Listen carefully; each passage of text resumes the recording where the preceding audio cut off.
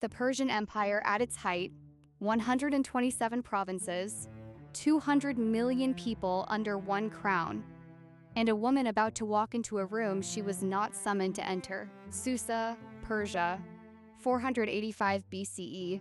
One woman, one kingdom, one decision. In the next 18 minutes, you will learn how she did it, and you will never negotiate the same way again. Before we talk about what Esther did, we need to talk about where she was.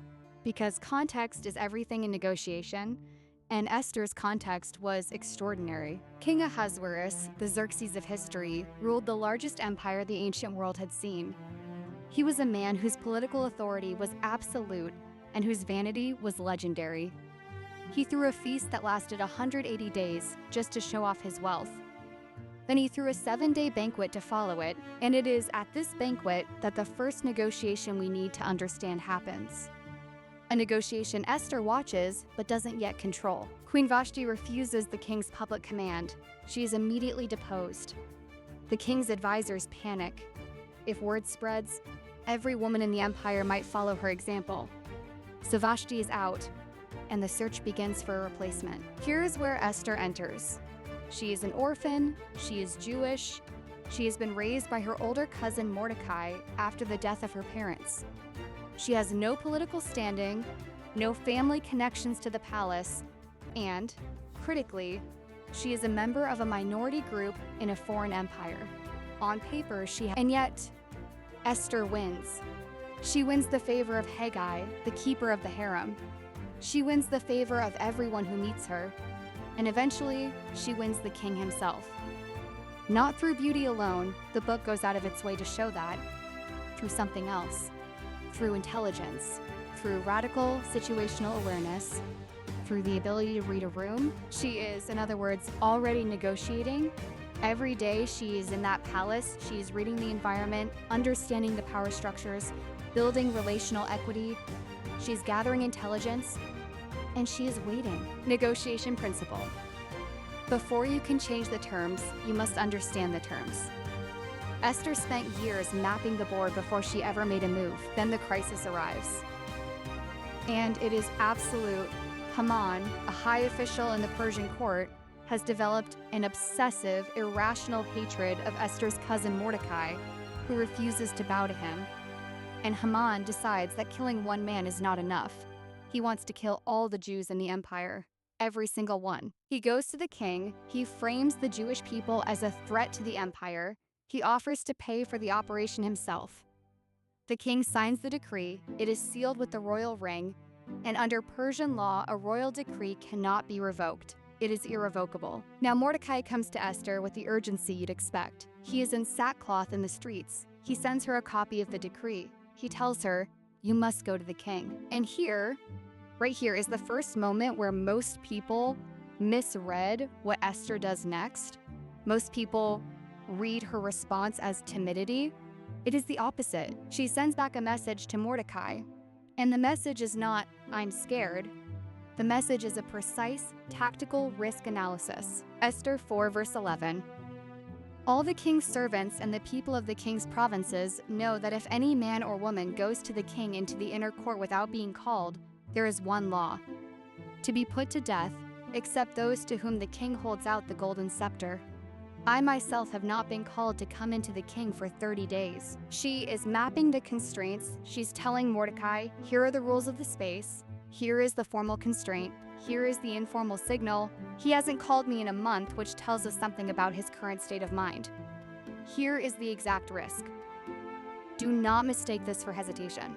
This is intelligence gathering. Every expert negotiator does this before they walk into the room. They map the formal rules, the informal norms, the risk profile, and the power holders. Esther is doing it in real time, under mortal pressure, and communicating it with extraordinary clarity. Mordecai's response shifts everything. Who knows whether you have not come to the kingdom for such a time as this? He is not arguing logistics. He is reframing her identity. He is saying, you were made for this moment. And Esther integrates the reframe. She doesn't waver again, but she does one more thing before she acts. And this is the thing most people skip over. She tells Mordecai, gather all the Jews in Susa. Fast for me 3 days. Don't eat, don't drink. My servants and I will do the same. And then I will go to the king. Before she enters the room, before she says a single word to power, she builds her coalition. She assembles the community of people who are invested in her success. She is not going in alone, not in any sense of the word. Negotiation principle? Your support coalition is part of your negotiating power. Who is standing behind you when you make your ask? Day 4. Esther puts on her royal robes. She walks into the inner court. The king sees her. He extends the scepter. She is safe. And then she does the thing that I think is the single most brilliant tactical move in the entire negotiation. The king says, "What is it, Queen Esther? Whatever you ask, even up to half the kingdom, it will be given you." She has the opening, she has the moment, and she doesn't ask. She invites the king and Haman to a banquet. They come. The king asks again, "What do you want?" Up to half the kingdom. She still doesn't ask. She invites them to a second banquet tomorrow. Why? Why wait? Why not ask immediately when the window is open? Because timing is not passive waiting. It is the active management of conditions. Esther is not simply delaying. She is engineering. She is deepening the king's curiosity. She's creating an intimate setting for an explosive revelation.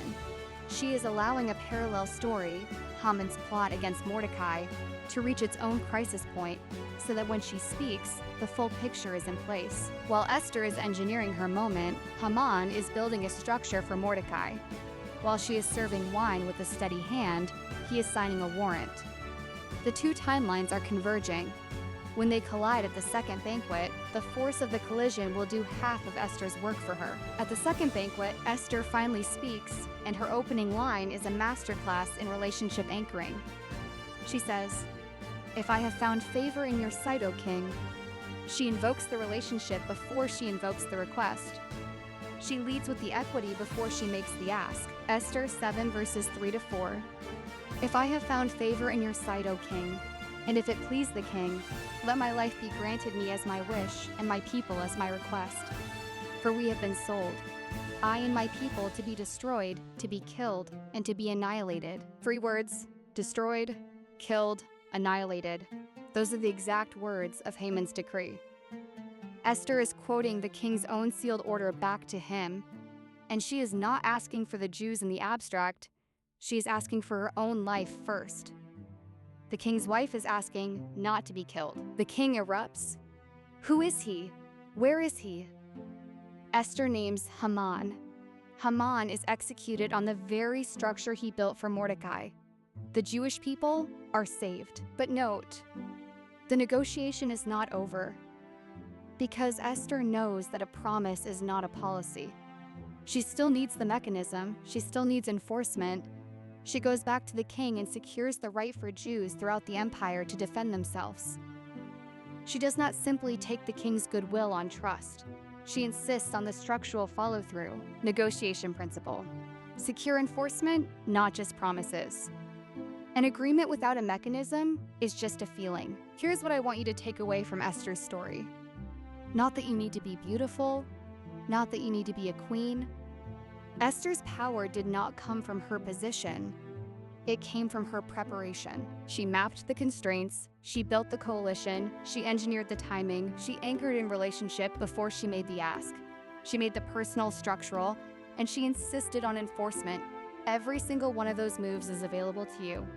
In your next salary negotiation, your next pitch, your next conversation with someone who has the power to say yes or no to something that matters to you. Esther didn't have a boardroom. She had a banquet table.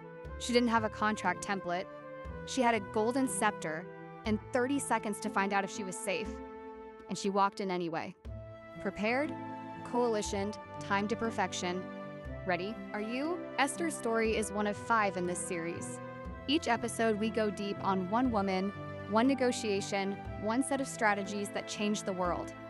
Coming up, the 5 sisters who walked into a courtroom with no precedent and walked out with a law that didn't exist when they arrived. But if you want the complete playbook, all 5 frameworks, all 20 principles, and workshop exercises you can use this week, Everything is in the ebook that powers this series. She Negotiated, Ancient Wisdom from Biblical Women Who Changed the Terms. If you're serious about winning your next negotiation, I've put the full playbook together. It's called She Negotiated, link in the description. Download it and apply it this week. She Negotiated, get it, read it, come back and watch the rest of the series. Because this is just the beginning.